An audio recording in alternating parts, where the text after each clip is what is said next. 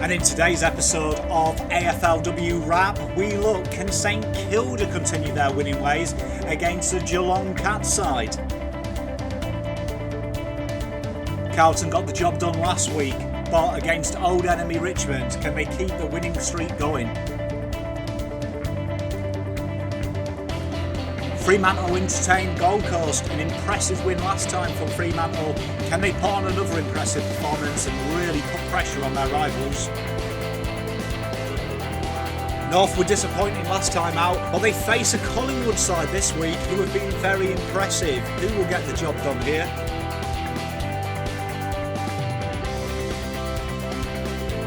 Brisbane are unbeaten at the moment, but they entertain a very tough Crows outfit who had a shock loss last week. Can they get the job done this week? Melbourne put North to the sword last week. They visit the Doggies. Can the Doggies get the job done? Or will Melbourne's experience tell?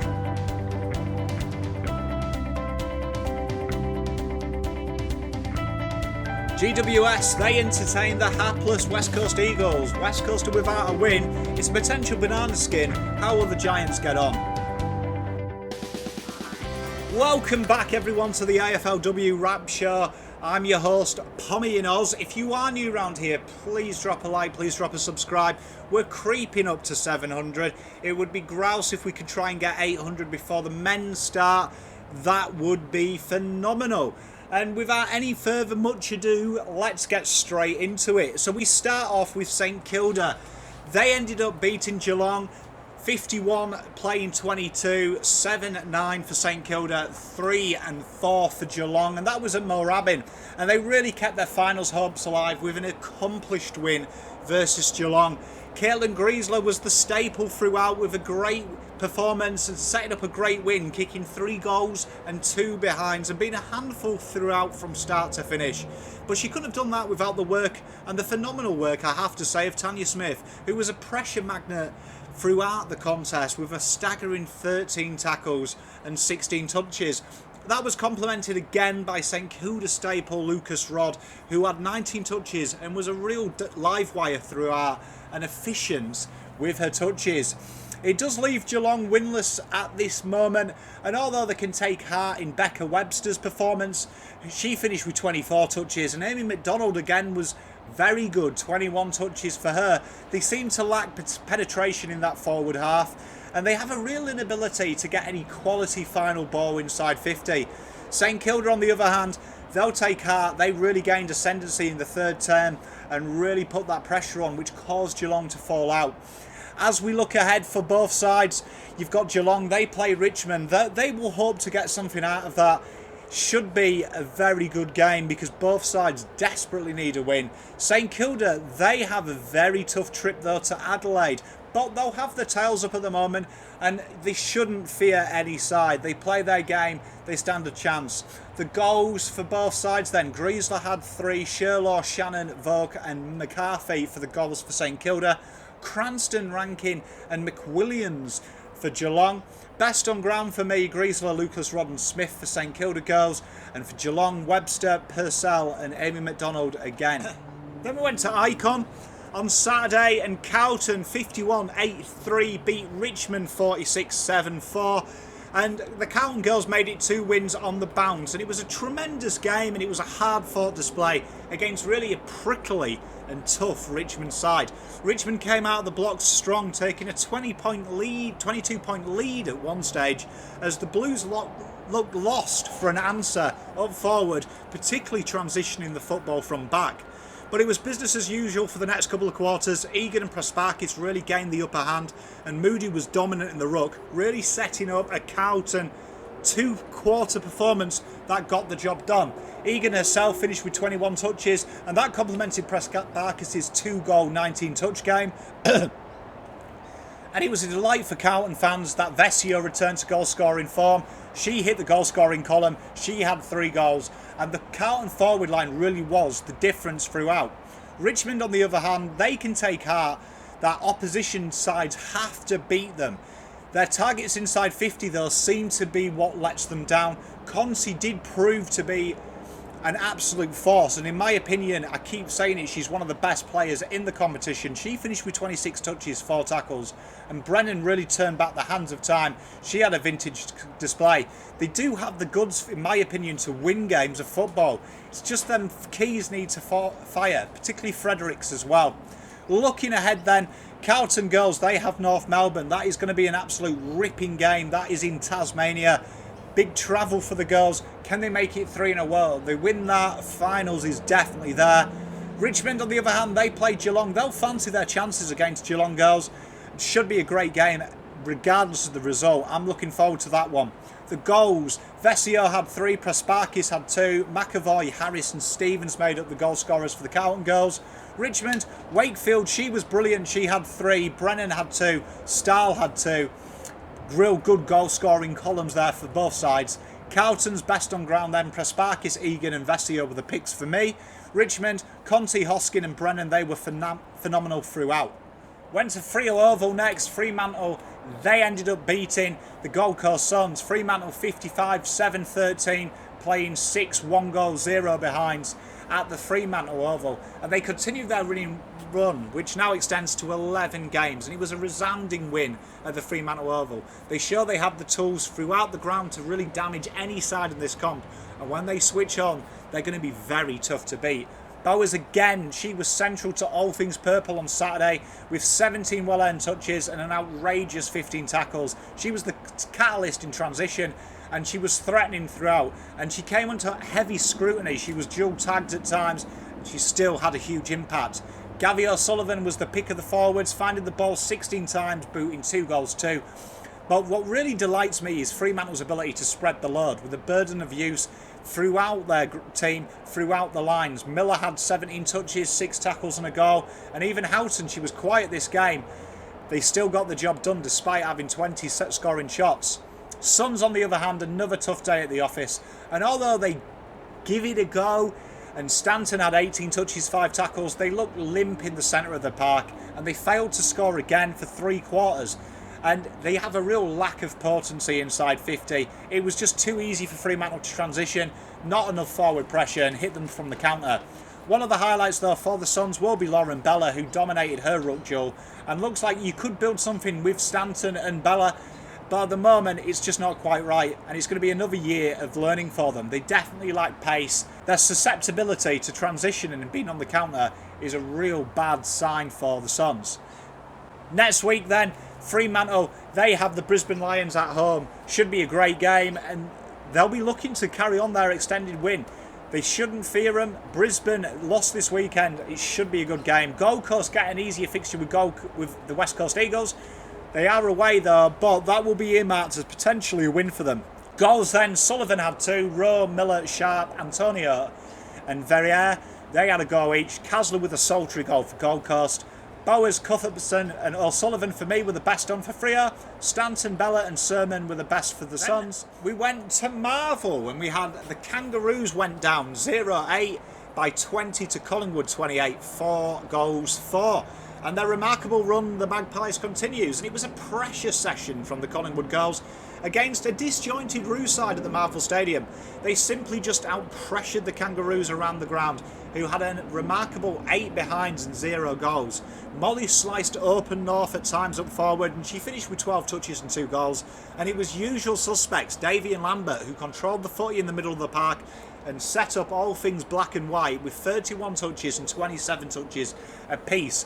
The Kangas did have their moments though to hurt them, but the ability of the Magpies to soak up pressure and then hit you on the counter was evident. Benocchi feasted on the loose ball down back and throughout the midfield, and she stretched the play at every opportunity. The one concern for me for North Melbourne moving forward is they look vulnerable on the outside and they look vulnerable to the counter, and the Pies took advantage of this.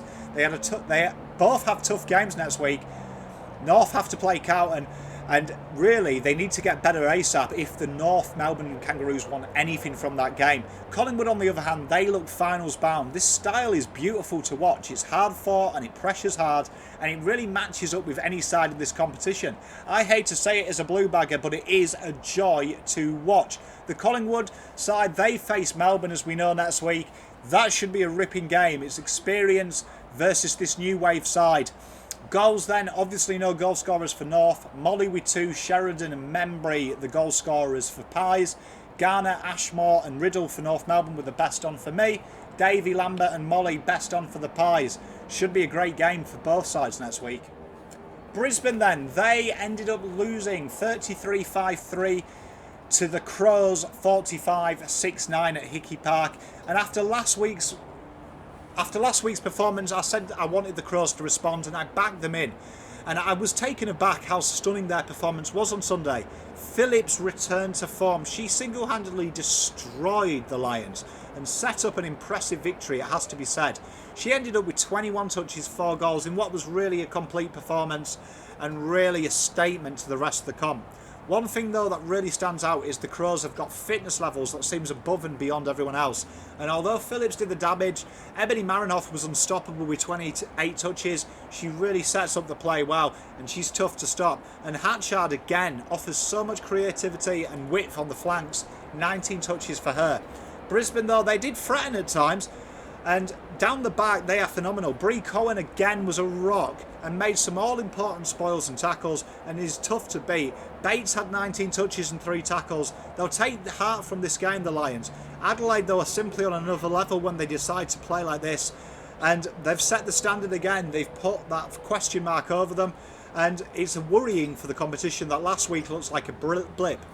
A rematch in finals of Freo versus Adelaide looks a mouth-watering tie. I can't wait. Looking ahead then, the Adelaide Crows, they face St Kilda at home. That should be a ripping game. St Kilda are playing well, hopefully for more of the same. It should be a fantastic game. I would tip, though, the Adelaide Crows to win that one. And Brisbane Lions, they have Fremantle. It doesn't get any easier at this stage of the season. They'll hope to bounce back, but Fremantle, they look good. The goals then, Bodie 2 for Brisbane, Davidson, Hodder and Smith. Phillips 4, Forth and Woodland for the Crows.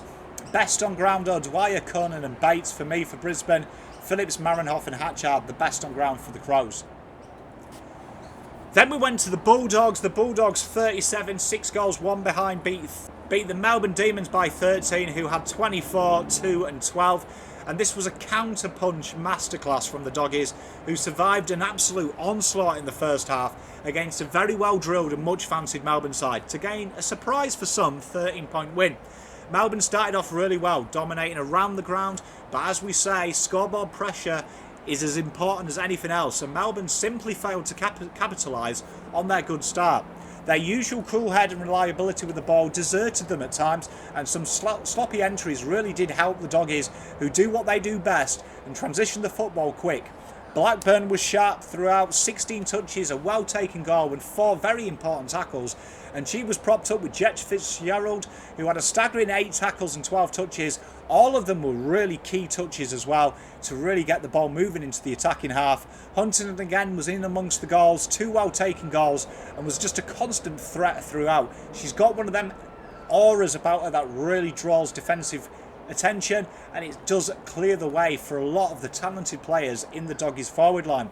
Demons, on the other hand, they had their fair share of chances. Paxman again was dominant, 27 touches and a goal.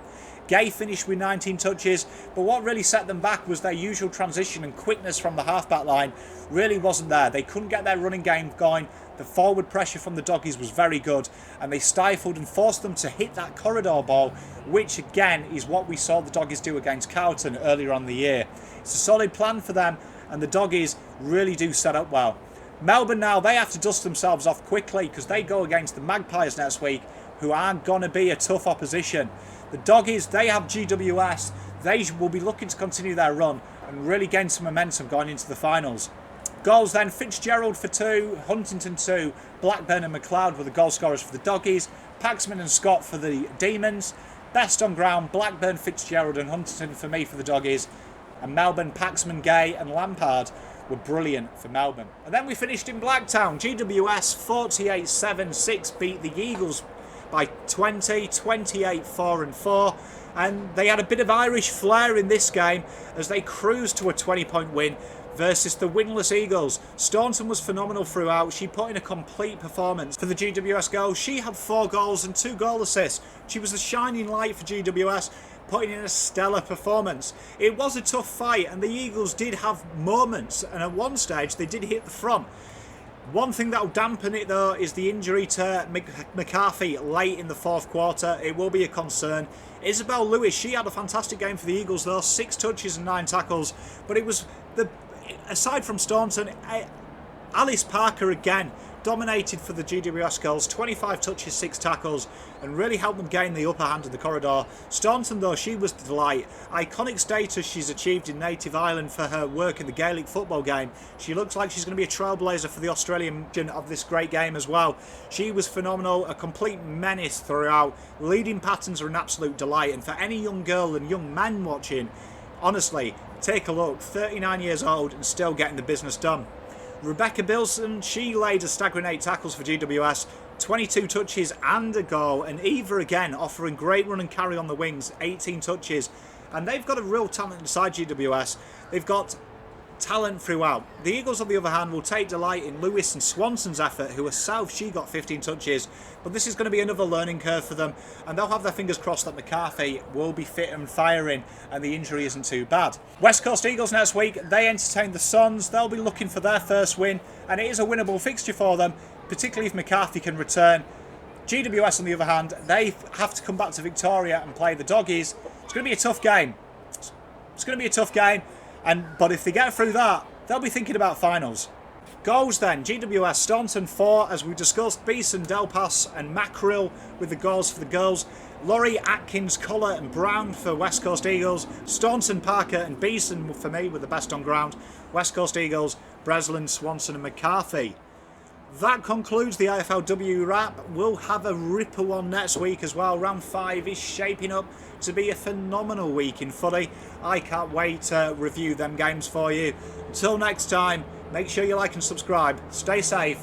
Pom out.